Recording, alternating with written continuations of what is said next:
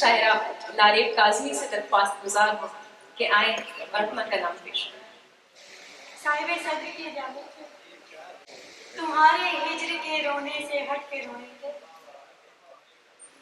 ہم اپنے ذاتی دکھوں سے نمٹ کے روئیں گے، جہاں میں کوئی بھی کانٹا نہیں ملا سو ہم بروز حشر خدا سے نپٹ کے روئیں گے۔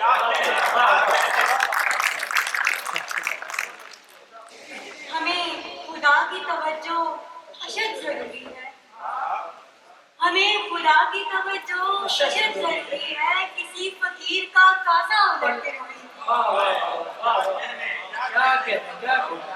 وہ اب کی بار مجھے منتظر نہ پائیں گے، گئے جو چھوڑ کے مجھ کو پلٹ کے روئیں گے۔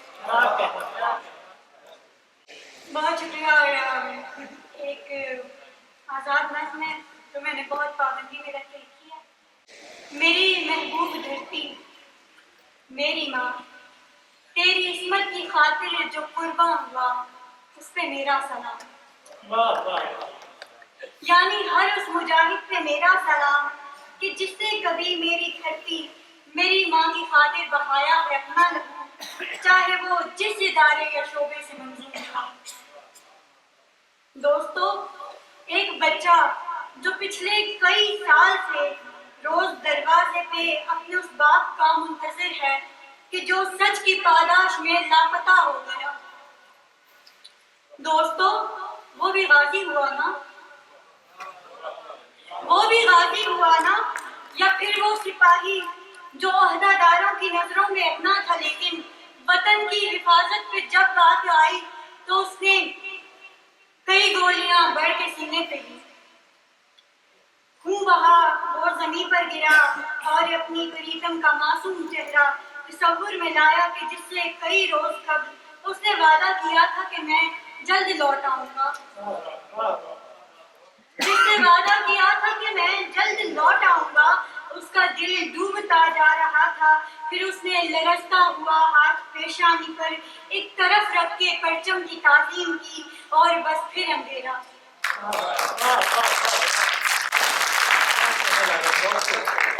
اور بس پھر اندھیرا۔ یہ ثابت ہوا کہ زمین کی محبت تھی، زیادہ تھی اس عشق سے جس میں پچھلے کئی سال سے عہد و پیمان ہوتے رہے۔ دوستو، اس وطن کے دفاعی رویے میں جس نے بھی اپنا تاثر دیا اس پہ میرا سلام، اس پہ میرا سلام۔ ہاں مگر دوستو، میرا اعلان ہے کہ میں بیزار ہوں اس ہر ایک شخص سے جس نے غلہ لیا، میرا اعلان ہے کہ میں بیزار ہوں ہر اس شخص سے جس نے غلہ لکھی، جس نے دھرتی کی عصمت کو غیروں کے ہاتھوں میں دینے کی کوشش بھی کی، اس سے بیزار ہوں، جس نے دھرتی کی عصمت، چاہے پھر وہ جس ادارے سے تھا، اور ان سے بیزار ہوں جن کی بدنیتی کے سبب ان اداروں پہ دھپا لگا جن کو دھرتی کی چادر سے تشبیہ دی جا رہی تھی، مگر دوستو سب نے دیکھا کہ ان کے سبب یہ دھرتی برہنہ ہوئی۔ دوستو، آج دھرتی کی مسکین اولاد اس حال میں ہے کہ اب کوئی یلوار کر دے تو کوئی بچاؤ کی تدبیر میں ساتھ دے گا نہیں۔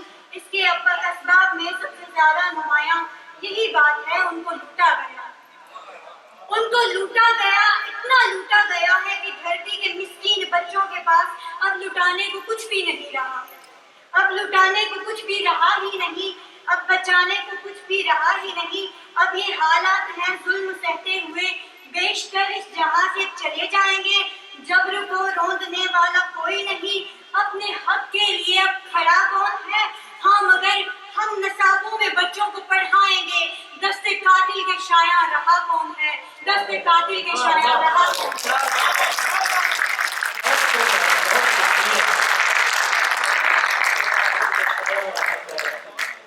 بہت شکریہ۔ اور آخر میں ایک شعر کروں گی۔